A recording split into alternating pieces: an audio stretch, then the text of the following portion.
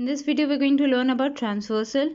Transversal वो होता है हमारे पास दो लाइंस हैं पैरेलल ए और बी, यानी कहीं पे भी इंटरसेक्ट नहीं करेंगे। एक तीसरी लाइन है जो बी को इस पॉइंट पे इंटरसेक्ट करे और ए को इस पॉइंट पे इंटरसेक्ट करे, यानी कि ऐसी लाइन जो किन्हीं दो लाइंस को अलग अलग पॉइंट्स पे इंटरसेक्ट कर रही हो। सेम लाइन किन्हीं और लाइंस को अलग अलग पॉइंट्स पे इंटरसेक्ट कर रही हो तो उसे हम कहते हैं ट्रांसवर्सल, यानी कि इसमें सी इज़ अ ट्रांसवर्सल। अब हम इसमें जानेंगे कि अलग अलग टाइप के एंगल्स ट्रांसवर्सल के कारण जो बन रहे हैं वो कौन से हैं। तो अगर हम इस डायग्राम को देखें एंड इन एंगल्स को देखें, यहाँ पे हम देखेंगे कि एंगल एल और M they are going to intersect. अगर इस वाले साइड को हम एक्सटेंड करें और इस वाले साइड को एक्सटेंड करें, but that does not mean कि P is not a transversal, it is still a transversal because ये P जो है इन दोनों लाइंस को अलग अलग पॉइंट्स पे इंटरसेक्ट कर रहा है।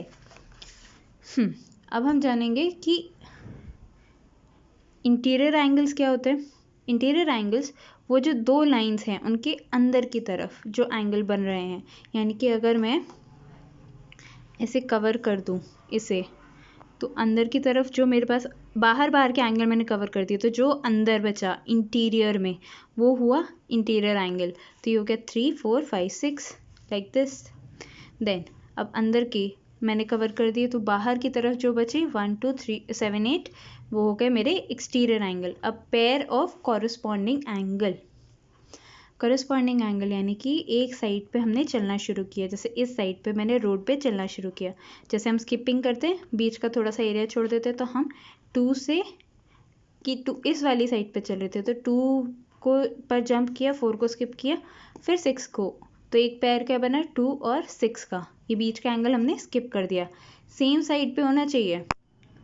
सिमिलरली अगर 4 से शुरू कर रहे हैं तो 4, 6 को स्किप किया, 8, मतलब जंप स्किप जंप।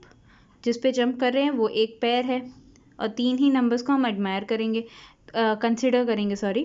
तो 4 कंसिडर किया, 6 स्किप किया, फिर 8 कंसिडर किया, तो हमारे एक करस्पॉन्डिंग एंगल 4 और 8 बन गया, 2 और 6 बन गया। अब इस साइड पे चलते हैं, 1 पे जंप किया, 3 को गायब कर दिया, फिर 5 आ गया, तो 1 और 5। या फिर हम ऐसे देखें कि जो एल और एम के ऊपर की तरफ था एक साइड पे, वो एक करस्पॉन्डिंग पेयर, जो नीचे की तरफ थी वो एक करस्पॉन्डिंग एंगल का pair.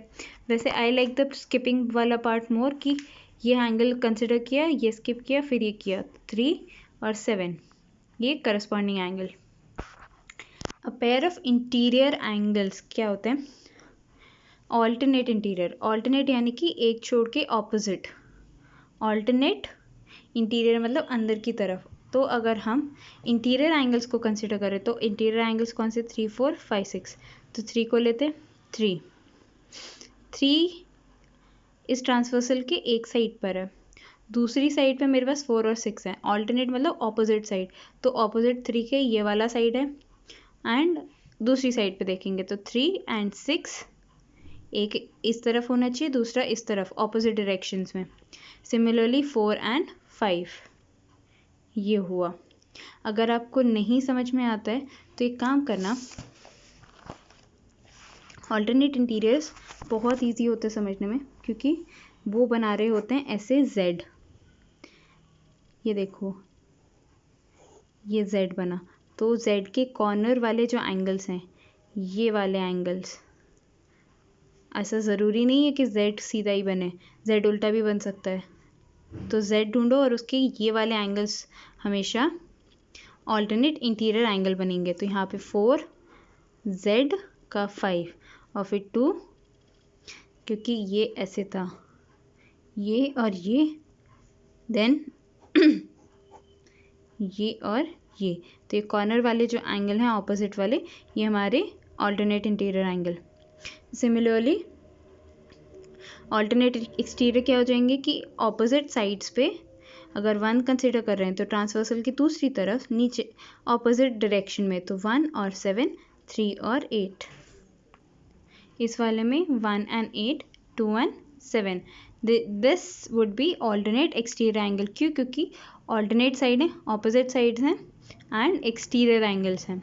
Now pair of interior angle on the same side of transversal, तो सेम साइड होना चाहिए ट्रांसवर्सल का मतलब अगर राइट साइड यानी कि ये वाला साइड देख रहे हैं तो इंटीरियर एंगल जो हैं इस पे, इस साइड पे 4 और 6 एंड लेफ्ट साइड अगर देखते हैं तो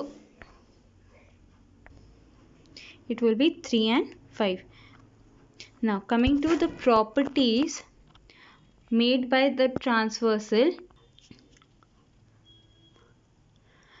when the lines are parallel, यहाँ पे वो अप्लाई नहीं होंगी but in this diagram they will be applicable क्योंकि पैरेलल लाइंस है। तो पैरेलल लाइंस की कुछ प्रॉपर्टीज़ होती हैं। ए, करस्पॉन्डिंग एंगल्स जो होते हैं वो बराबर होते हैं।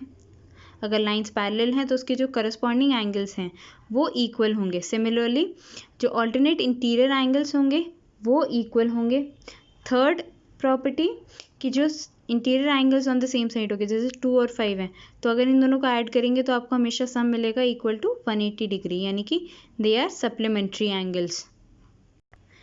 तो अगर आपको दिया है कि पैरेलल लाइंस हैं तो ये 3 प्रॉपर्टी एप्लीकेबल हैं।